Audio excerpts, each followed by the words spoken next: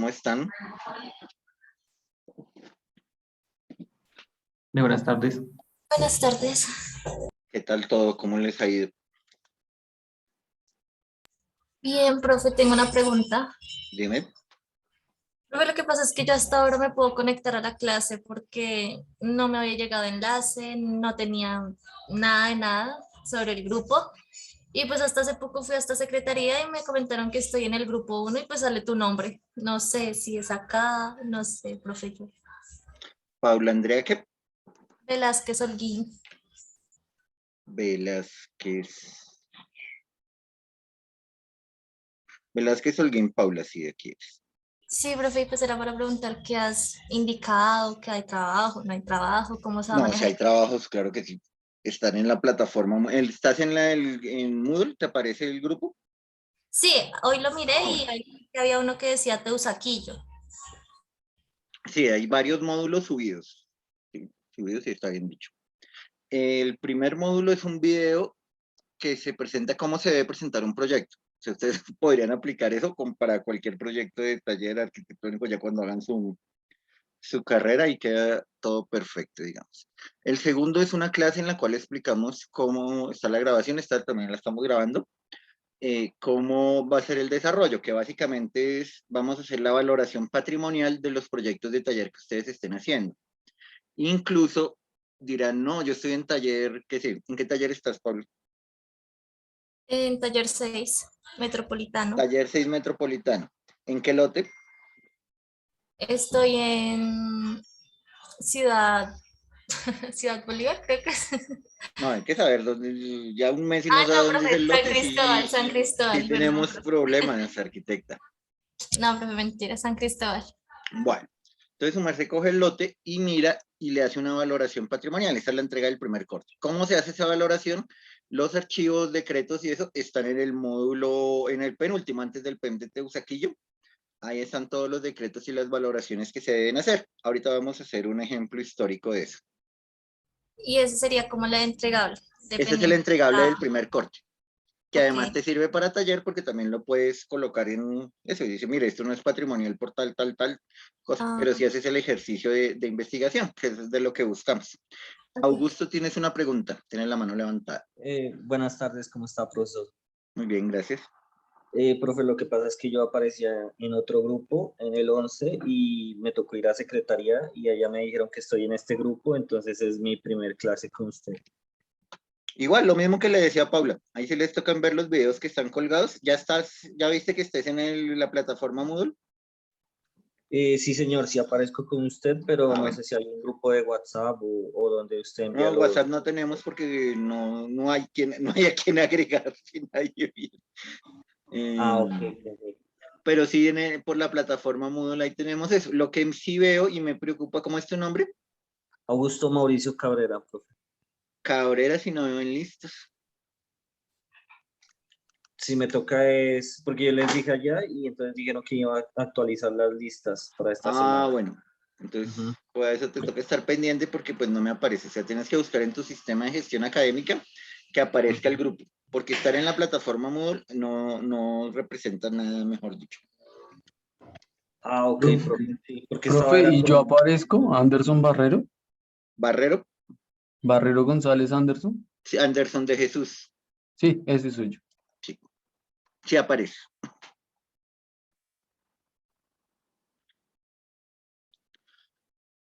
Entonces sí toca que pues que te incluyan. En tu sistema de gestión académica aparece el grupo, aparece el curso. Sí, Ah, porque bueno, estaba en el 11 y ahora aparezco en el pero 1. ya te aparece, o sea, si cuando tú entras aparece grupo uno, consultorio de grupo uno. Sí, sí, señor, Ah, pero bueno, ahorita guarda estoy ese volviendo a pantallazo ingresar igual en para este todos momento. y todos los cursos. Guarden los pantallazos que les dicen en qué curso y qué grupo tienen inscrito. Con eso es más fácil en secretaría académica después solucionar. Ustedes muestran el pantallazo y a ellos ya les queda más fácil rastrear pues las cosas. Listo, profe, gracias. Vale, muy bien.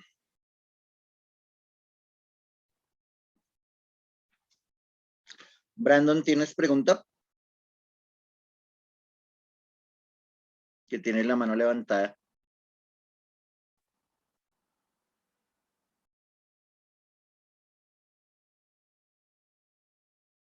Bueno, digamos que se quedó la mano levantada.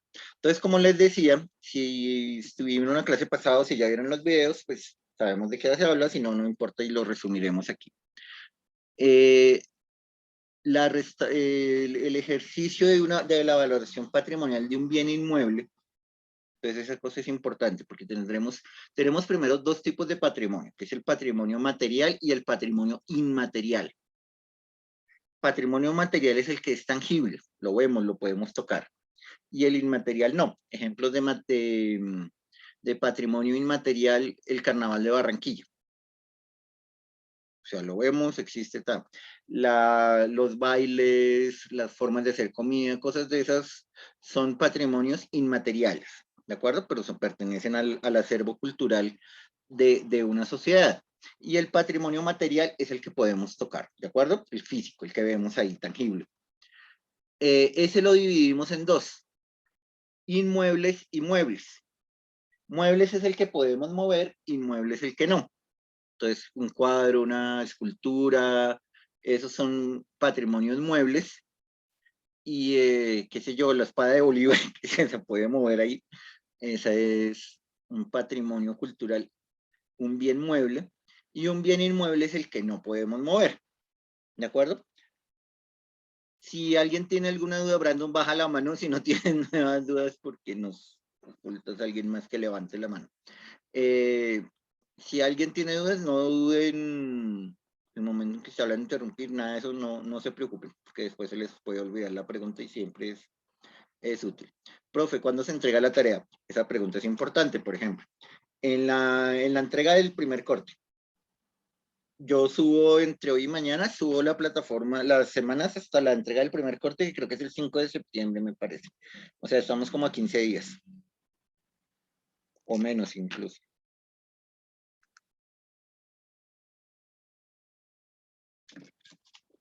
Sería como el 10 de septiembre la entrega. Sí, a 15 días. En 15 días es nuestra entrega, creo.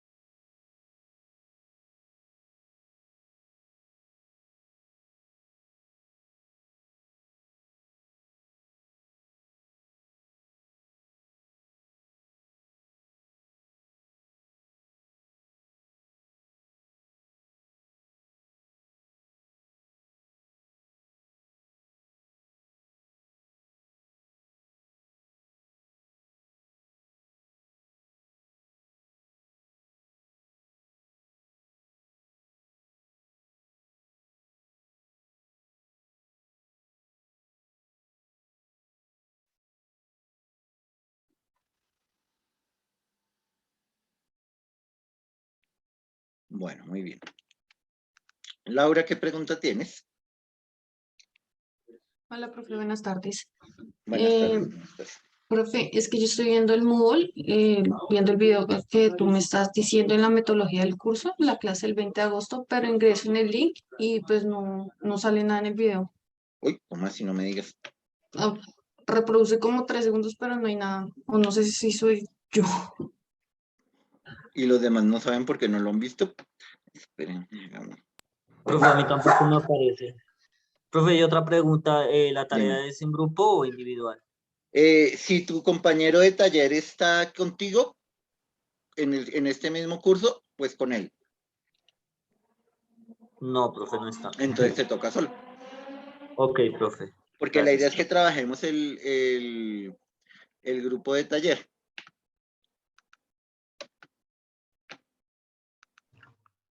Profe, buen día, qué pena. Buen día, ¿cómo estás? Hablas con Linda Callejas. Bien, sí, señor. Yo hasta hoy pude entrar a la clase, la verdad no sé de qué trata y demás. Ya no he podido saber. Entonces hasta ahora entro a la reunión y demás. ¿Me puedes poner un poquito en contexto? Qué Claro, tú pena. estás en el Moodle Sí, y pudiste ver los videos. Sí, eso sí los pude ver, sí sé que pues también es de patrimonio y demás, pero digamos que lo que han hablado y eso no, O no sea, el sé. video de la clase del 20 de agosto, ¿sí la pudiste ver? Ah, no, no, no, no, ese sí no lo pude mirar. A ver qué pasa. Ay, sí. Está solo 3 segundos. Regálenme un segundo, miramos qué diablos pasó. Y lo corregimos de una vez.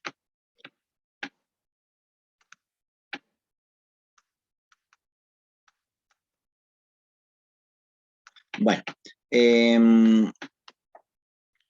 Listo. Guárdenme al final lo subimos, o sea, no se preocupen.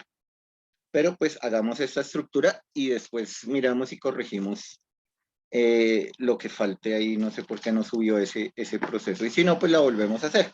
No pasa nada. Volvemos a hacer la misma metodología de la clase del 20 de agosto. ¿Vale? Porque nadie ha mandado correos ni nada. O sea, nadie ha mirado nada. Válgame. Listo. Bueno, entonces, oído. A la pregunta que acabamos de escuchar, que nos dice en términos prácticos de qué vamos a hacer, la respuesta es sencilla. Vamos a mirar o a preguntarnos cómo intervenir un bien de interés cultural. Como en el taller no todos están en 7, es más, creo que ninguno está en 7 de los que está aquí, o hay alguien que esté en taller 7.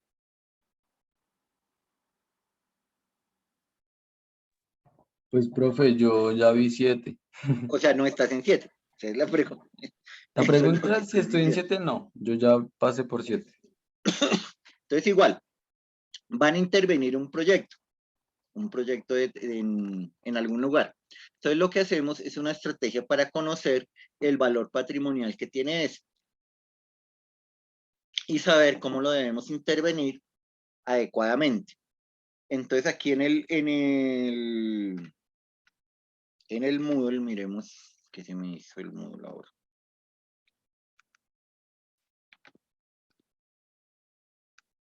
Tenemos estos documentos de valoración. Este video era explicando qué es cada cosita de estas. Entonces tenemos primero el inventario cultural de Bogotá. Todos los proyectos que se están haciendo en taller están en Bogotá, entonces ahí nos queda perfecto.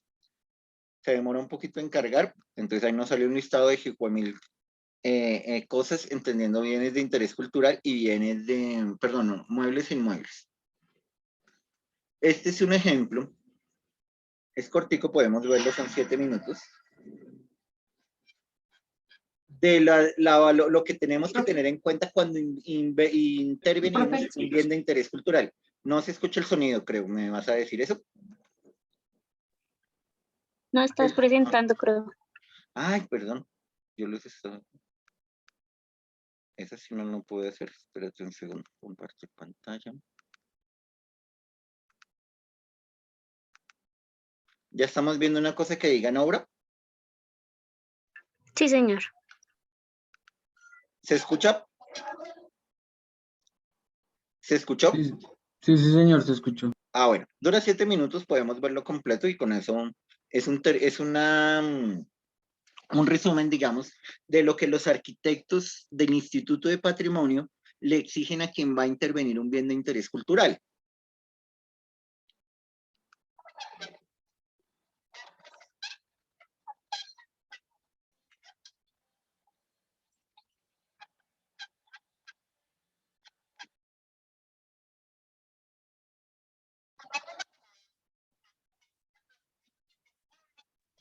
Yo no escucho, no sé si los demás.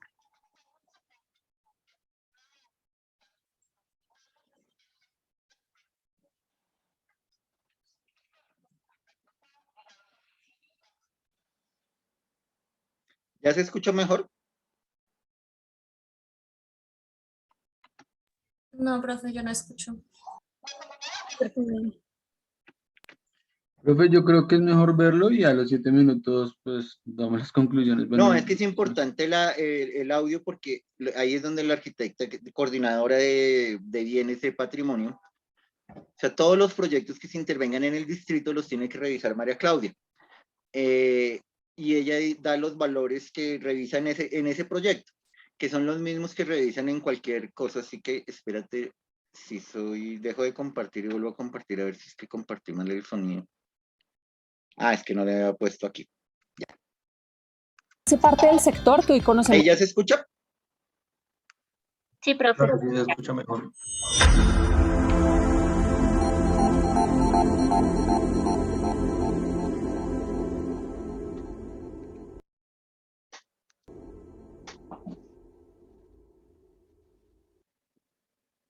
Hola, estamos en la localidad de Teusaquillo, en el barrio La Soledad, y hoy vamos a entrar a una casa muy especial para el arte colombiano.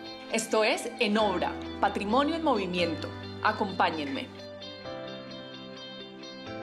El barrio La Soledad recibe su nombre de la hacienda homónima y la urbanizadora que en los años 40 empezó a intervenir este territorio.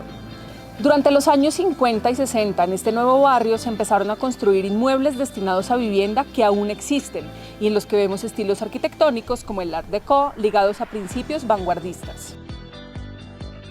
La Soledad hace parte del sector que hoy conocemos como Teusaquillo, en donde se radicaron muchos judíos desplazados por la Segunda Guerra Mundial. Esta casa ofrece un testimonio de aquella migración y adaptación judía en Bogotá, debido a su proceso de construcción y apropiación. Vamos a hablar hoy con Harold Raymond, uno de los arquitectos responsables por la intervención de este inmueble. Mira, este es un edificio de un tipo de arquitectura que Carlos Niño denomina protomodernismo. ¿Y qué es el programa? Es algo que existió antes del modernismo en Colombia.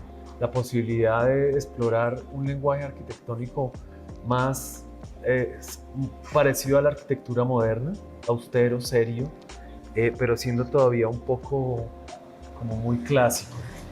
En 1943, la comunidad judío-alemana fundó la Asociación Israelita Montefiori, que adquirió este terreno en el 53. El edificio Montefiori fue inaugurado en el 55 y fue construido por la firma de arquitectos e ingenieros Tejero Blumenthal y compañía. Pues constaba de una sinagoga, constaba de un salón de eventos, varios salones de juego arriba, varios oficinas, y fue así durante mucho tiempo hasta que el Teatro Nacional adquirió la edificación y pues instaló acá, donde era el salón de eventos, instaló la sala de teatro y la sinagoga se ha usado también como una sala alterna, de manera que se hacen funciones de teatro de pequeño aforo y de gran aforo en las dos salas del teatro. En 1994, esta casa fue adquirida por la Fundación Teatro Nacional en cabeza de Fanny Mickey. ¿Cómo compró esta casa Fanny? Se levantó un día y le dijo al director de la sinagoga, le dijo, pues mira que me soñé con mi abuelo anoche y me dijo, esa sinagoga va a ser tuya. Y se la vendió. Queridos amigos, buenas noches. Por favor, apaguen sus celulares, hagan un poquito de silencio y disfruten de la función.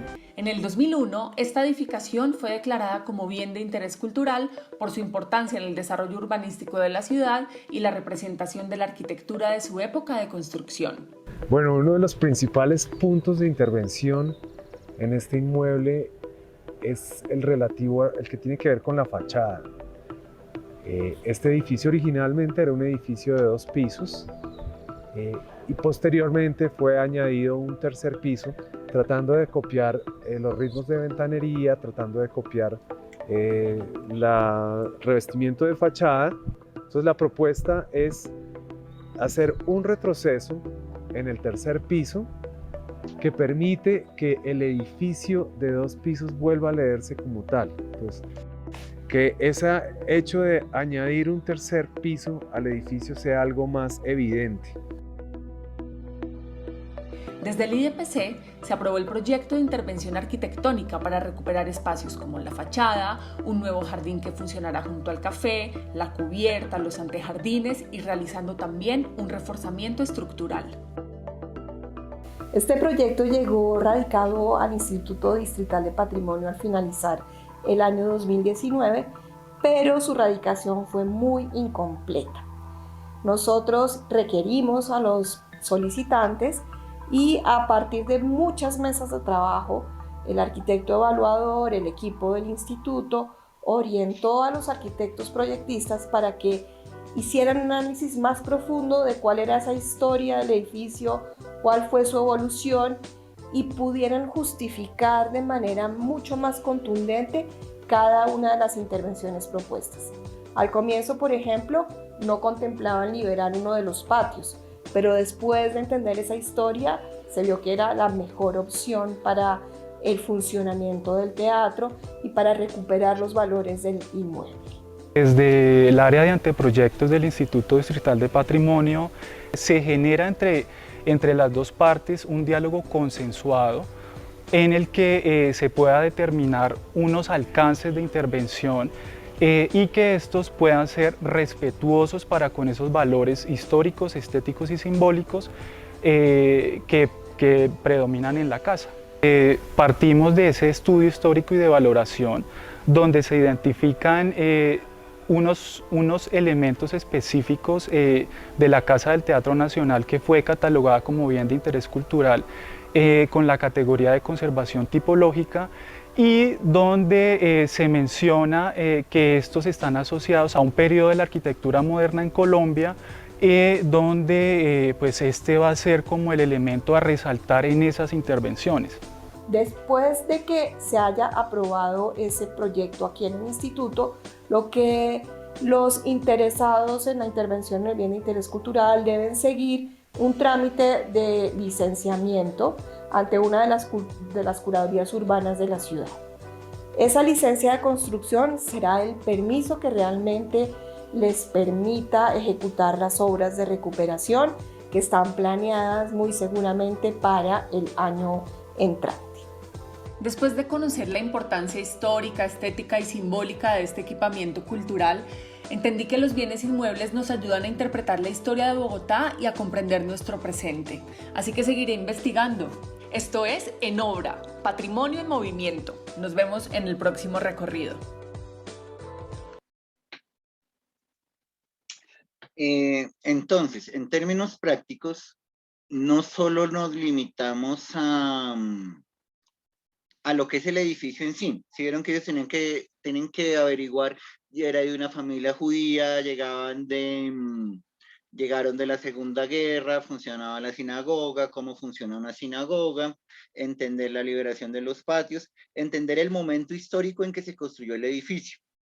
¿De acuerdo? Aquí no hay duda en este ejemplo que vimos, que el proyecto pues tiene una valoración patrimonial. En el caso de los talleres que ustedes están haciendo, pues no la tiene, pero de todas maneras el ejercicio es el mismo. O sea, ¿qué pasó? ¿Qué había? Si lo que había antes de lo que hay es mejor, o empezar a restaurar. Me explico. Nadie está trabajando en el Luna Park, ¿cierto? No, señor. ¿Han oído No, hablar profe. del Luna Park, el barrio Luna Park? Avenida Caracas, 11 Sur. Octava Sur. Sí, Octava Sur. 11 por ahí. O sea, esta Sí. esquina es la 11. Pero Donde queda el octava también colegio Luna clasifica. Park. O sea, toda esta zona de la iglesia, que se me olvidó ahorita cómo se llama, y el colegio La Presentación de Luna Park, que queda por acá, este de aquí. ¿Todos conocen ese sector? No, no, señor. Bueno, entonces para eso tenemos esta cosa que es bastante útil. Parémonos por aquí.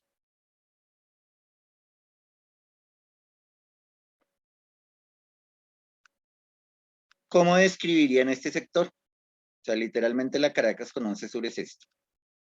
Aquí queda la Normal María Montessori, estación de Transmilenio.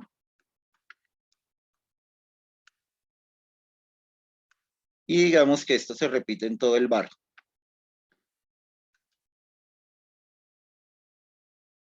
Sobre la Caracas y sobre esta avenida vamos a tener un edificio, no en altura, pues 5 pisos. 5 o 6 pisos será como la altura máxima que encontremos, pero la tipología no que va a primar es esta.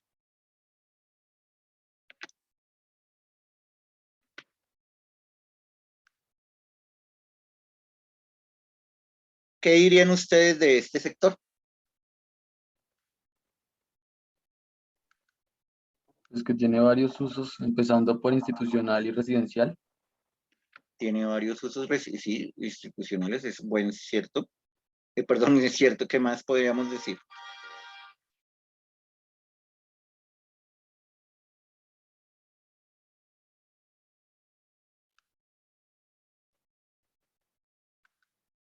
¿Qué sabemos de la historia de ese sector? Pues por Que ahí podríamos pasamos. llamarlo de vivienda obrera. Tengo que volver a pararme en la 11 Sur, que era donde no quería parar, sino dentro del barrio.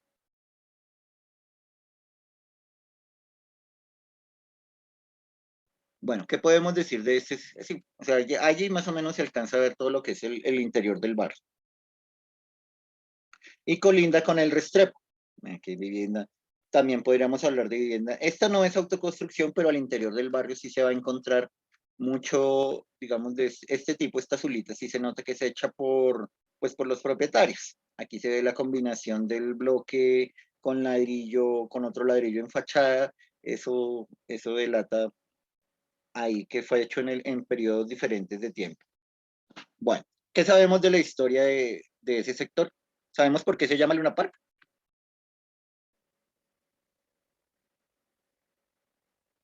No, señor. Eso sería como lo primero que nosotros, si nos tocara ahí eso, hacer este trabajo. Tendríamos que decir, oiga, ¿qué pasó ahí? Y nos vamos a enterar que se llama Luna Park porque quedaba el parque, o hay un parque. Luna Park, les presento. La urbanización Luna Park, que básicamente tenía miren esta cosa que se perdió. A la orilla del lago. O sea, se llama Luna Park porque había un parque que se llamaba así Luna Park, y ese parque tenía un lago y tenía esta casa, este restaurante. ¿Ya no existe el lago? No, esto es la 11 con, ahí donde nos paramos, es eso.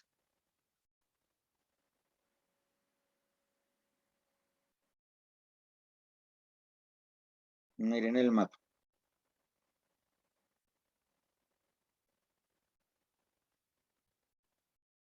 Campo para exposiciones. El lago era artificial, pero era lago. Por ahí pasa un canal. A ver, volvamos al Google. Y yo, como siempre, me pierdo. Estamos más abajo. Esta es la Caracas, creo que es por aquí. Sí, el Restrepo. Y el río Fucha. ¿Sí ven el...? Ay, ¿cómo se acerca uno acá? Uy, ahora me acerqué mucho.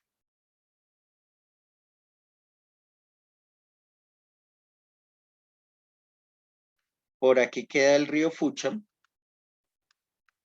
Y entonces lo que hicieron fue desviar el río. Si lo ven en el canal, lo que queda del cuerpo de agua, que ya no queda nada. Todo se ha ido secando. Entonces este era el río y lo que hicieron fue desviarlo para hacer un embalse grandísimo, pues un embalse no, un laguito artificial, que era este sector. Y por aquí bajaba el tranvía. Entonces, esto que vemos aquí así es lo que corresponde a este planito. El camino de vehículos era la 11 Sur. Y entonces no era un parque cualquiera. Como agrandamos esta acá. Entonces, ese es el restaurante. Miren la gente en barcas.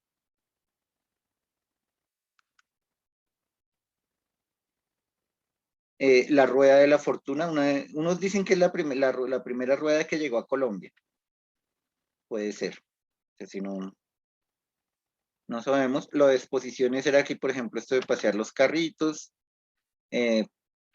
peleas de box, cosas esas. Entonces la batalla de flores, la gente iba este era el suburbano, como el extremo de la ciudad. Como decir ahorita vamos a los restaurantes de Chía, de tardes de domingo.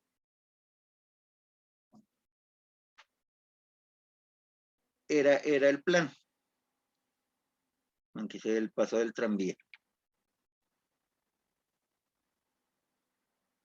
Y pues como podemos ver, ahí se acaba Bogotá, ¿sí ven? Y el verde era ahí. Pero esta es la rueda que les digo. Entonces la gente por 20 centavos, que era una fortuna, pues daba vueltas y miraba Y mira, pero si ven que el lago no era pequeño, o sea, profundo no era, pero tampoco era un charquito. O sea, tenía una escala importante. Entonces, si uno fuera a intervenir ese sector, digamos en proyectos a escala urbana, tendría que hacer este recorrido, saber qué había allá, cómo fue la conurbación de extinguir esto para poner esas viviendas ahí que vimos.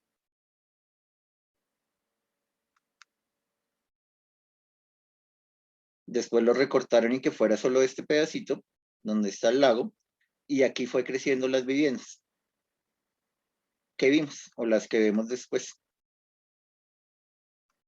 Profe, una duda. Dime. Cuando se crea el Instituto Distrital de Patrimonio, o sea, ¿Cuándo como qué, para perdón? que reglamentara, Ah, esa es se una buena crea el pregunta. Instituto Distrital de Patrimonio. Muy buena pregunta. Ahorita la miramos en la página, porque el dato exacto no me lo sé, porque es que antes se llamaba Corporación La Candelaria. Ah, ok. O sea, que entendan, más que el nombre como tal de instituto, tu pregunta es muy relevante en la medida de saber desde qué punto, desde qué momento se le empieza a parar bolas al patrimonio. Porque en una lógica, si fuera a hacerse esta intervención hoy, pues protegerían el lago y protegerían esta construcción. Pues uno quisiera pensar eso, ¿no? Pero después de ver los edificios que han dejado tumbar, pues no sé hasta qué punto. Pero al menos sí saber en qué, ya lo miramos, la verdad. No, el dato exacto no lo sé, pero no es tan reciente como debería. Vale, profe, gracias.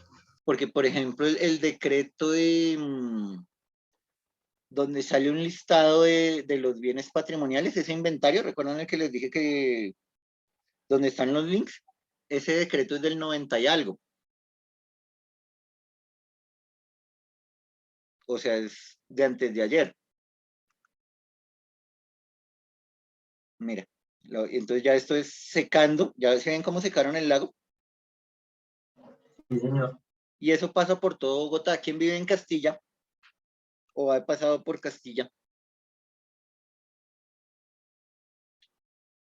¿Sí saben dónde queda Castilla? Sí, profe. Boyacá al sur de la 13. Sí. Todo eso eran humedales.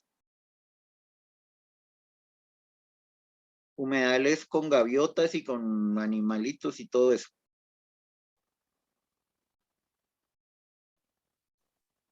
Ah, qué bonito también. Entonces aquí ya está el plano donde ya el lago, ya no hay lago, pero hay paseo del lago. ¿Sí?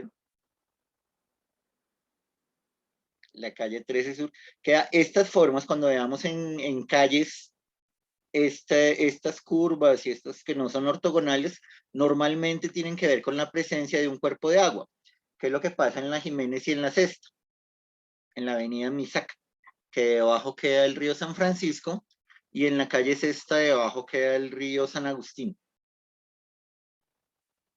Y entonces al final, ya quitando todo eso, nos queda algo típico. Este es uno de los primeros monopolios. ¿Recuerdan que el monopolio lo que hace es vender propiedades y cambiar y eso? Entonces, básicamente eso fue lo que se hizo. Miren el plano urbano de la urbanización Luna Park hoy. ¿Sí ven? Manzaneo ortogonal, por aquí quedaba el río, en esta diagonal, y lotearon. Y son las casas que vemos.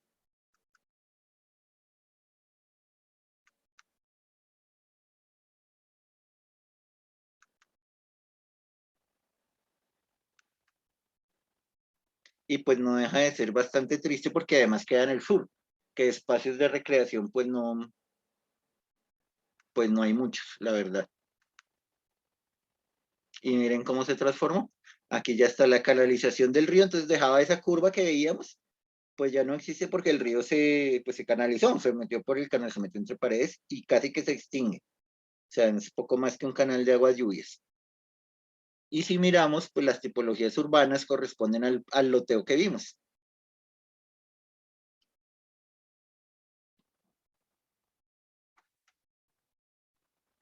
Y lo que se perdió fue esto.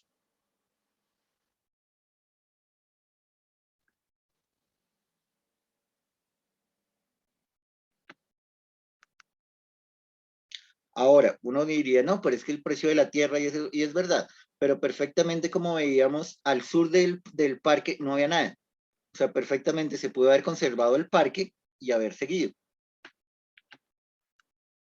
Los parques urbanos son un tema muy interesante en la medida en que normalmente lo que va a pasar es esto que vimos. Hay una zona de recreación, la ciudad se va agrandando, y es muy difícil que predios de gran extensión se conserven.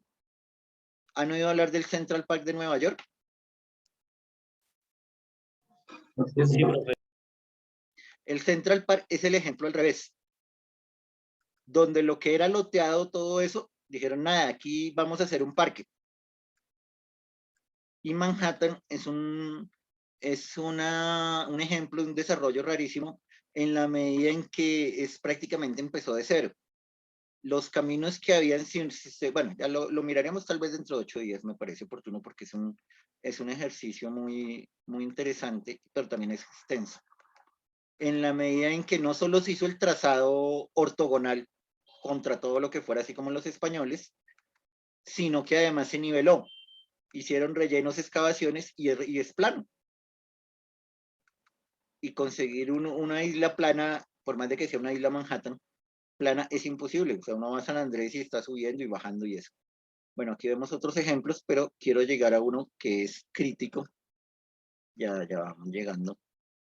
Me imagino que todos en algún momento de la vida hemos ido a Unilago. O pasado por Unilago. Sí, o sí, sabemos dónde queda Unilago. Sí, profe. ¿Y saben por qué se llama Unilago? Porque el barrio se llama El Lago. Vale. ¿Y por qué el barrio se llama El Lago?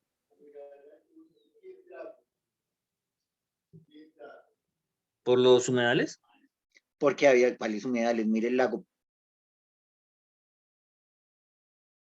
Ese era el lago que había. El lago Gaitán. ¿Y ahora ya no hay nada? Pues está Unilago. Unilago y el sector El Lago. Eso era el Parque Gaitán.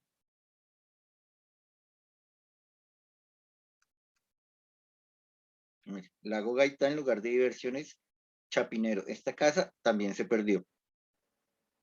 Bueno, pero más triste que la casa, pues es el lago. Sobre todo que este lago sí era natural. El del Luna Park, como les decía, fue que desviaron el río Fucha y rellenaron. Este lago sí era un lago.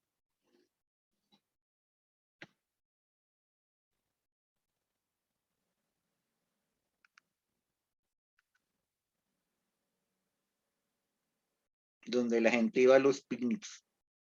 Bueno, la gente de uno podría decir que en este tiempo era la gente de la alta sociedad iba al lago Gaitán y los no tan afortunados económicamente iban al Luna Park.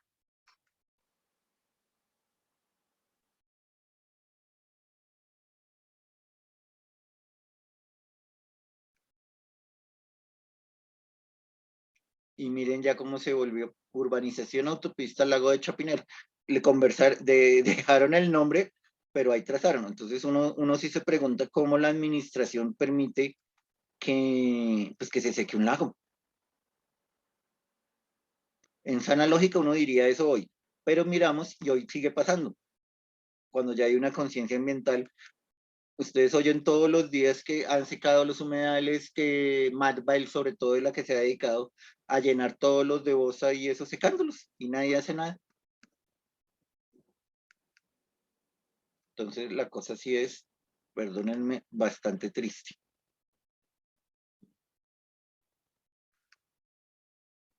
Bueno, entonces cuando vamos a hacer ese ejercicio, si fuéramos a trabajar en Unilago o si fuéramos a trabajar en la parte de Luna Park, sería fundamental o es fundamental reconocer esto. No necesariamente obliga a que planteáramos nosotros un lago o planteáramos un cuerpo de agua, no sé, pero sí es algo que en el análisis histórico tiene que aparecer. Entonces eso le puede dar un carácter de recreación, un carácter más lúdico, cosas así que tenían que aparecer. Eso es lo que hacemos nosotros cuando investigamos la historia del predio donde vamos a intervenir. Que no es literal, no se limita al lote, sino también al sector que va a ser. Por ejemplo, miren el Bosque Calderón. Ese sí lo conocemos, ese sí queda cerca de la universidad. O sea, de la 26 con Circunvalar, pero hacia el norte. Profe, yo tengo una pregunta. Dime. En el río San Francisco también hubo una desviación cuando colocaron el edificio de los Andes. ¿Sabe ¿Cuándo eso? colocaron qué, perdón? Cuando colocaron el edificio de los Andes, pues porque cuando uno vaya a la Quinta Bolívar uno encuentra el río y después sale al eje ambiental. Puede ser, ¿Uno sí. podría hacer un estudio sobre eso para esta clase?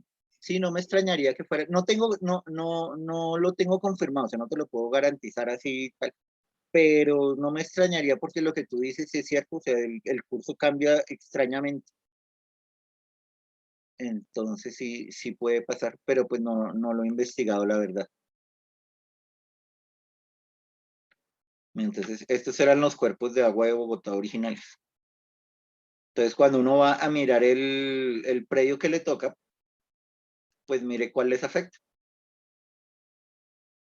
Este documento que estamos mirando es gratis, se puede descargar free y está en la página de Patrimonio. Ya les muestro cómo uno puede investigar unas cosas que son bien interesantes a partir de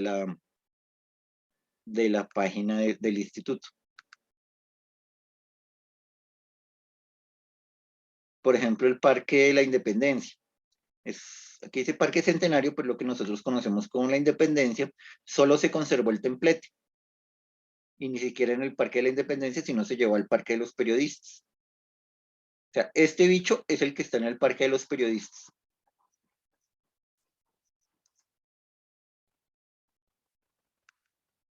Y se habla del Parque del Centenario porque era para conmemorar los 100 años de la Independencia, o sea, 1910.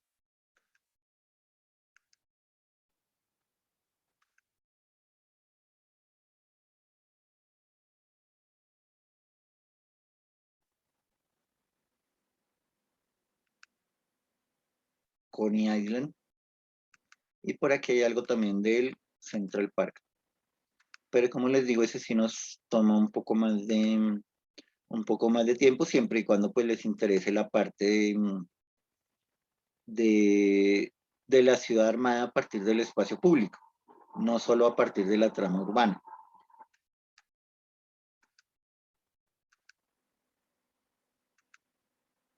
O sea, mejor dicho, la trama el espacio público no es el sobrante de la trama urbana. O sea, hacemos la regleta y lo que sobra es el parque, sino el parque es el generador o el espacio es el generador de esa trama urbana y el respeto por el agua. Entonces, miren, por ejemplo. Entonces, de ahí uno puede empezar a promover, pues, a la escala de intervención que está haciendo. Miren, por ejemplo, este es Liverpool. Por decir algo, ustedes tienen un lote, qué sé yo, tu lote en San Cristóbal, ¿de cuánto es? Estábamos hablando, Paula. Este es el de Manhattan y este es el Central Park.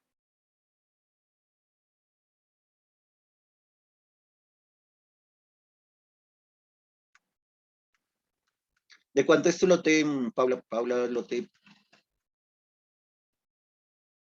Bueno, la gracia es que uno puede, o debe incluso, si el profesor no les propone, ustedes sí pueden proponer tener lotes relativamente cerca, no tan cerca que sean colindantes, pero sí plantear un proceso de espacio público y un proceso de que el predio no sea solo construir una ciudad, un edificio en tal parte, sino también mejorar pues el entorno, hacer un proyecto urbano, no necesariamente en la escala de un plan parcial, pero sí se podría llegar a eso.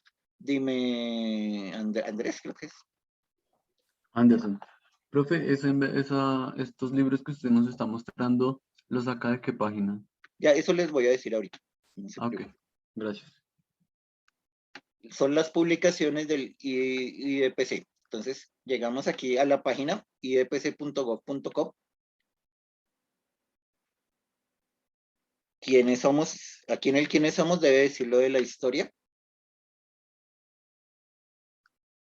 Un establecimiento público, personal jurídico independiente, autonomía de una propia ejecución, un interés cultural.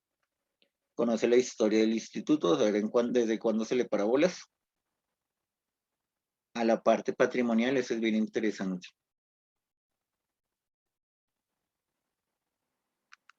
Ay, bueno, esto puede ser un poquito más lento.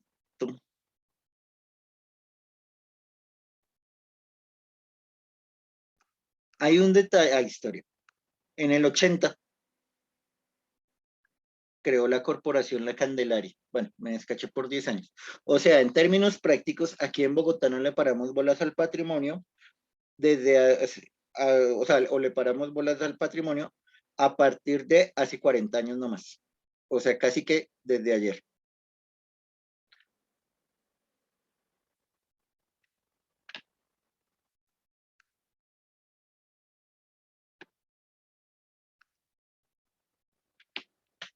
Bueno, y entramos aquí en la página y si ven que tiene aquí sello editorial.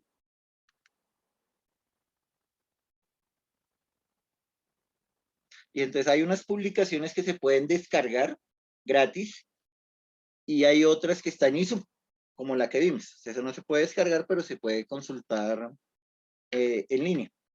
Y pues las imágenes se pueden capturar y eso que es más o menos lo que uno podría necesitar. Es aquí en esta parte idpc.gov.co, sello editorial IDPC.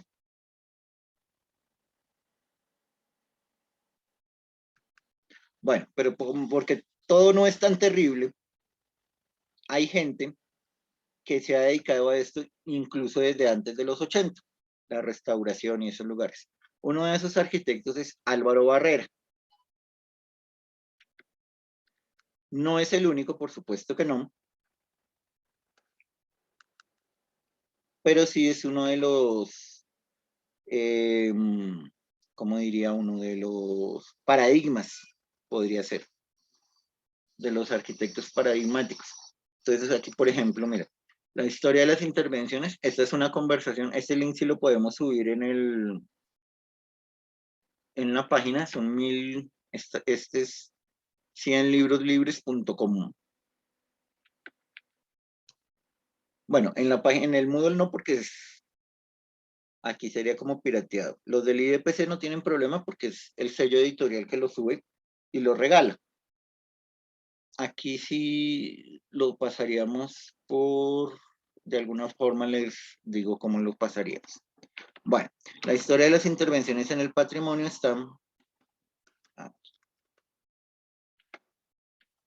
está todavía por hacerse. Álvaro Barrera tiene una larga. Aquí el que habla de ASR es Alberto Saldarriaga Roa. Es una entrevista que él le hace a Álvaro Barrera. Entonces, aquí, por ejemplo, empieza a hablarle que la Corporación Nacional de Turismo, que arreglar la Quinta de San Pedro Alejandrino, pero hay unos sectores más importantes que decía que no tenían estudios en patrimonio, no había el oficio de restaurador como tal, como hay ahora que hay maestrías y especializaciones en patrimonio, en restauración. Entonces, mira lo que dice acá, no teníamos título oficial de restauradores, asistimos a cursos en España e Italia, becados la mayoría, y con eso empezaban a trabajar. Y que básicamente lo que necesitaban era entender la historia, o sea, lo que veíamos, de cómo afecta o cómo esos sitios o esos lugares impactaban a la sociedad. O sea, el lago cómo era importante en el ejemplo que acabamos de ver. Porque decía también que más que el hecho constructivo, o sea, más que dominar como es la tapia pisada o la construcción en adobe, pues que eso se puede hacer y son cosas técnicas. Lo que dice que las técnicas de restauración se combinan con intervenciones contemporáneas sin perder de vista el asunto del carácter, que es lo que define el resultado final. O sea, esa parte del cómo se hace, si bien es importante, no es lo más importante, porque pues uno se consigue un ingeniero, uno se consigue obreros que trabajen la tapia, que trabajen pues las técnicas, la madera, que permitan pues solucionar ese aspecto de restauración, pero necesitan ser historiadores, no con título de historiador, o sea, que conozcan el valor de la historia, que conozcan, por ejemplo, cosas como esta. En las casas coloniales no había baños. Hoy en día no se admitiría una vivienda sin un baño dentro del baño. El uso de nuevos materiales, colores, y aparece lo que se llama el falso histórico. El falso histórico es algo donde se cayó un muro y yo lo repongo en adobe tal, lo imito tal cual, pero está hecho ahora. Por ejemplo, veamos ahí para que entendamos qué es lo que les quiero decir.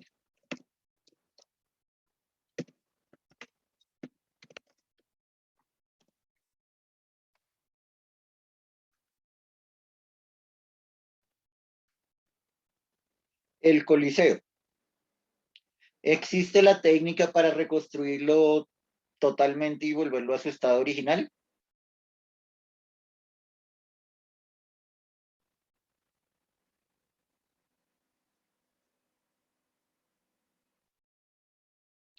¿Qué creen, arquitectos? Sí, se Los podría escucho. reconstruir. Señor, Sí, se podría reconstruir. sin lugar a dudas. Y los recursos existen también. Entonces, ¿por qué no se hace? No se perdería como el valor histórico, ¿no? O sea, sería como Tal algo- cual. Exactamente. Mira que estos contrafuertes que se colocan aquí, que es evidente que no pertenecen al proyecto original, es simplemente para estabilizarlo y que no se caiga. Porque pues tampoco se trata de dejarlo caer, por supuesto.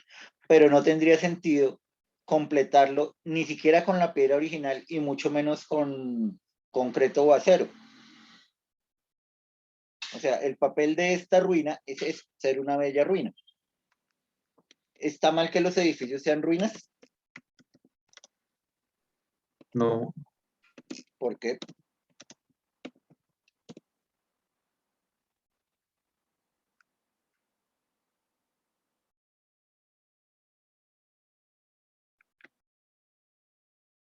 Aldo Rossi en la arquitectura de la ciudad nos dice que los edificios que no son viviendas, las singularidades, su destino es ese. O sea, si nosotros como arquitectos, nuestras obras se convierten después en una bella ruina, está perfecto.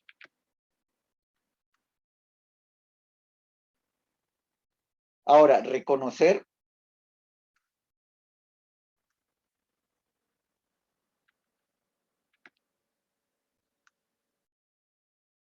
bueno, no les recomiendo esta página que no termina pagando muchas cosas, este escrito. Entonces es mejor buscarlo por PDFs y descargar, o están en la biblioteca también.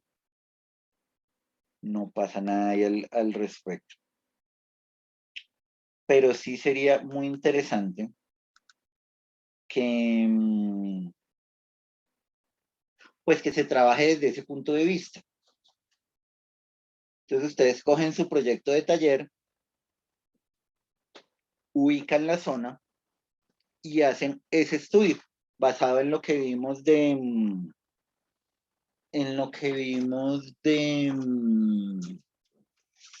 me olvidó, del Luna Park, o sea, buscando qué había antes, y en el ejemplo de la Casa del Teatro, donde la arquitecta María Claudia nos dice qué es lo que el instituto mira. Entonces, por ejemplo, que se note bien que las cosas que se van a adicionar son adicionadas. O sea, ¿se acuerdan que dicen el tercer piso había que echarlo para atrás porque la casa original era de 2 pisos? Entonces, que sí, se notara que era adicionado. que era adicionado, o sea, que no correr el riesgo del falso histórico. Y recuerden el nombre de Álvaro Barrera, es un grandísimo restaurador.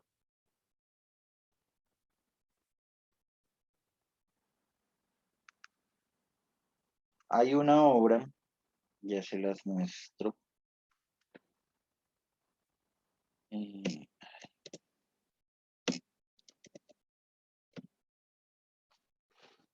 Se me olvidó el nombre ahora.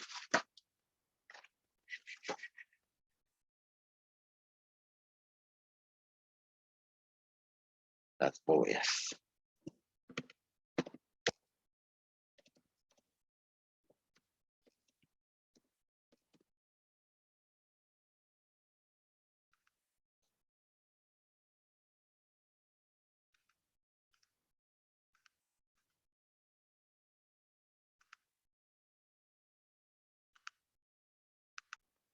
¿Estamos viendo la pantalla? Sí, señor. Vale, ese es el restaurante Las Bóvedas, que en Ciudad de Panamá, es de Álvaro Barrera. Eran las bóvedas donde se guardaban, igual que en Cartagena, o sea, la disposición de la arquitectura militar es la misma. Es una secuencia, estas piezas de acá, ¿se las ven? Y adentro son estos depósitos donde guardaban municiones, pólvora y cosas de esas, para soportar los cañones que iban arriba. En Panamá, pues no son tan grandes, tan fortificada como era Cartagena, pues no manejaba el depósito de oro que tenía pues Cartagena, no era el último sitio de envío, pero sí era un sitio de paso. O sea, el oro del Perú pasaba por aquí, pasaba por Cartagena. Entonces también ellos tienen varios cuentos de los ataques de Francis Drake y de varios piratas ingleses. Entonces por eso aparecían estas fortificaciones y también hay unas ruinas militares bien interesantes. Y lo que Barrera hace es volverlo restaurante. Entonces lo primero que hace es conservar perdón, que así no sé si grande. Bueno, no esperaba la página de TripAdvisor, no nos sirve mucho. Pero sí miren el manejo de los pañetes. O sea, logra la impermeabilización, no va a tener problemas de filtraciones, pero sí queda viejito. O sea, da el aspecto de ruina. O sea, en ningún momento piensa uno que este edificio es nuevo. Sí, recuerdo, hace un par de años que les dio a alguien por pañetar y pintar las murallas. Sí, señor. Eso es lo que no hay que hacer. Lo que hay que hacer es lo que hicieron aquí. Que el quitar el hongo, ponerlo y volver a poner el mismo pañete viejo, que en 3 años toca volver a hacer lo mismo. Pues sí. Porque no son formaciones de eso, pero sí le da este aspecto que es bien interesante desde el punto de vista de pues de lo que se está tratando, ¿no? Que es un edificio viejo al que se le cambia el uso. Y ya en el interior tenemos esto. Digamos que aquí va a tener un problema de acústica, porque de todas maneras, por la forma parabólica, el sonido va pues a tener una reverberación mayor. Aquí para que lo entendamos un poquito mejor.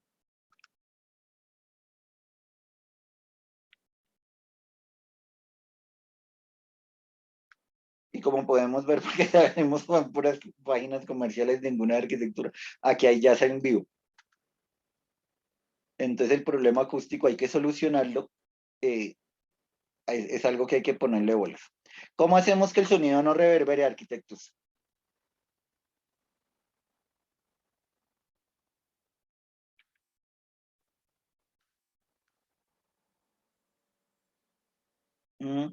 Los escucho. Pero sin hacer que pierda la forma que tiene. Sin hacer que pierda la forma, porque usted dice, pues ponga un cielo raso plano. Pues sí, pero no, digamos que ahí se lo tira.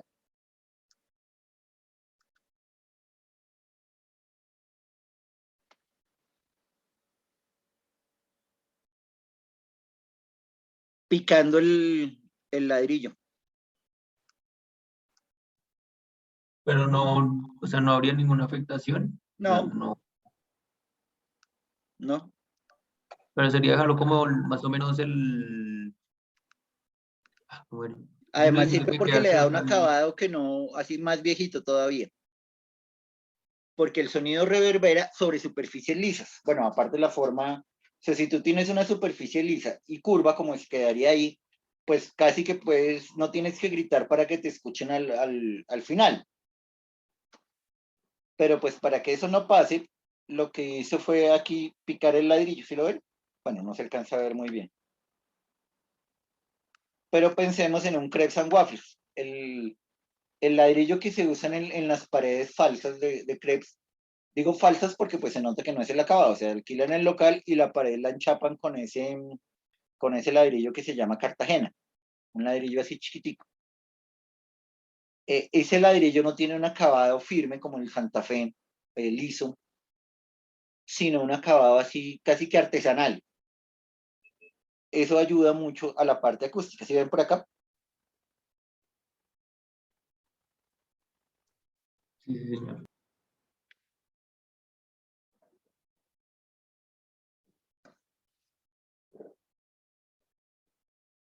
Entonces uno quisiera o trataría de llegar a que fuera algo, o las intervenciones, nuevamente qué lástima que no haya de taller 7, pero que la intervención patrimonial fuera de este estilo.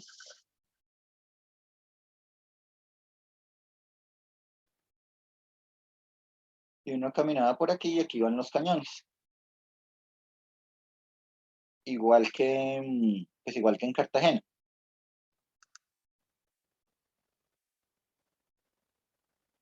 Esa arquitectura militar. Ahora, no es una ciudad amurallada, nada de eso, pues porque no tenía el valor militar y comercial que tenía Cartagena. De hecho, solo lo tenían La Habana y se me olvidó una ciudad en México, no me acuerdo si Guadalajara o Veracruz, que era ahí donde guardaban lo de Nueva España, el oro de Nueva España. Señor, ¿se puede retirar? Claro que sí, arquitecto.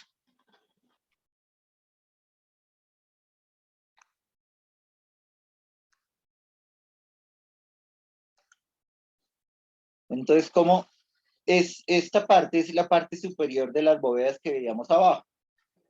Entonces, miren cómo el trabajo de restauración ya no empieza a ser un trabajo local del edificio, sino un trabajo urbano, donde empieza a mimetizarse con la ciudad. Entonces pasa de la ciudad colonial, la ciudad republicana, que es esta acá, y termina en la ciudad moderna de los grandes rascacielos. Hace esa transición.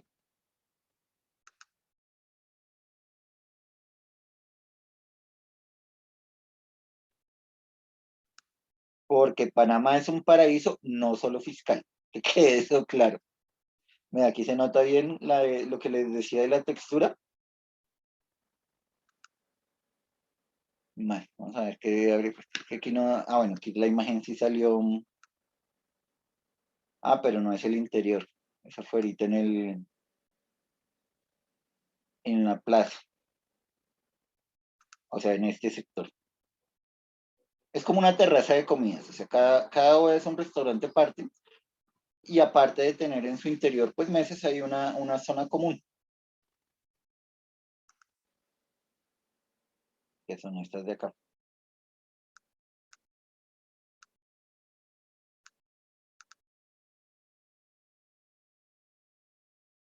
Aquí, por ejemplo, si ven que esta está en piedra,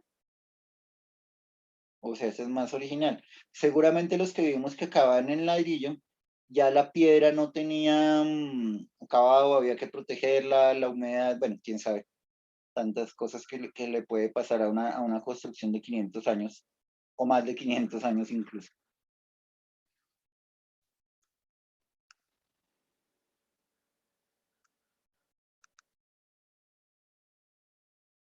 Este ya es en España. Pero son los mismos principios. Entonces, estas son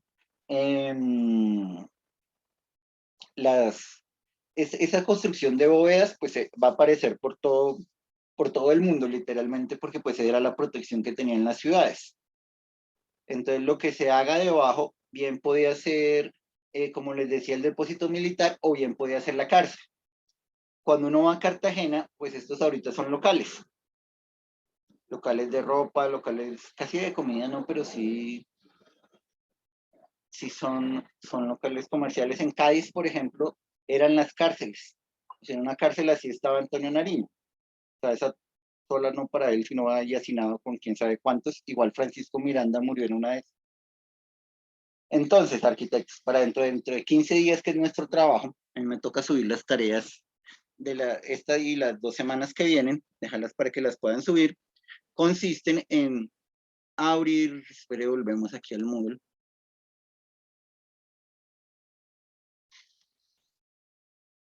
Y miramos el artículo 312 del decreto 190.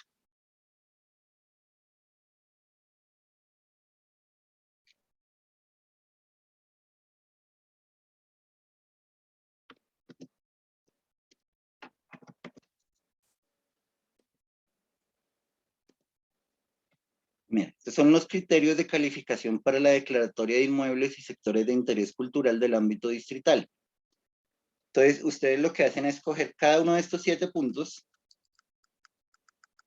representar una o más épocas de la historia de la ciudad o una o más etapas en el desarrollo de la arquitectura y o urbanismo en el país, si no y por qué, ser un testimonio o documento importante en el proceso histórico de planificación o formación de la estructura física de la ciudad, sí o no y por qué. El por qué pues es con análisis gráficos y cosas de eso, ¿no? Ser un ejemplo culturalmente importante de un tipo de edificación o conjunto, sí o no y por qué. Ser un testimonio importante de la conformación del hábitat de un grupo social determinado. Por ejemplo, en la que vimos del Teatro Nacional, pues está los judíos, o sea, como representación de los judíos que vinieron exiliados. Constituir un hito, punto de referencia urbana, culturalmente significativo en la ciudad, sí o no y por qué. Y ser un ejemplo destacado de la obra de un arquitecto, urbanista o artista, o un grupo de ellos de trayectoria reconocida a nivel nacional o internacional, sí o no y por qué. Y estar relacionado con personajes o hechos significativos de la historia de la ciudad o del país. Por ejemplo, una casa en Venta Quemada es patrimonio nacional porque ahí durmió Simón Bolívar antes de la batalla de Boyacá.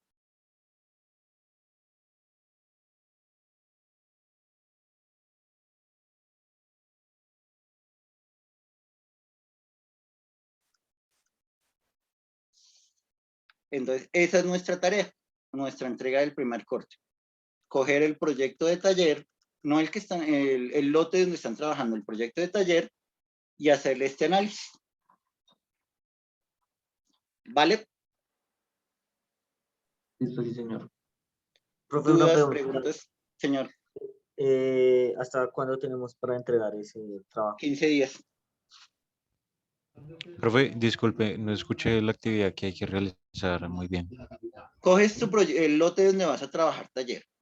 Los que no estén trabajando taller, entonces el taller anterior, el último que hicieron, y le hacen el análisis de estos 7 puntos del artículo 312 del decreto 190.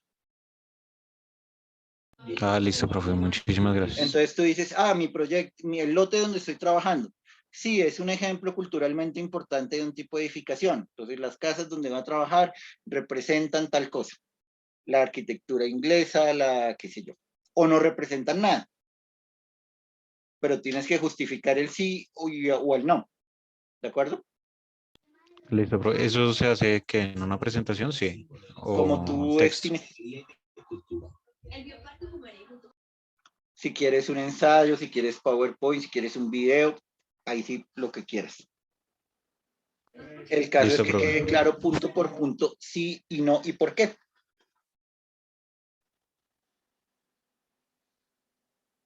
Listo, profe, muchísimas gracias. Vale. ¿Dudas? ¿No? ¿Todo claro? En tal caso, la siguiente clase se puede presentar algún avance o algo. Claro que sí. Igual yo tengo tutorías todos los días a las 5. Bueno, los lunes no, porque hay reunión de profesores. De martes a viernes. Estoy a las 5 en el salón de tutorías, de 5 a 6. Listo. ¿Vale? Listo, profe. Gracias. Hasta luego. Bueno, cuídense mucho. Feliz fin de semana. Gracias, hasta luego. Hasta luego. Gracias, profe. Hasta luego. Hasta luego.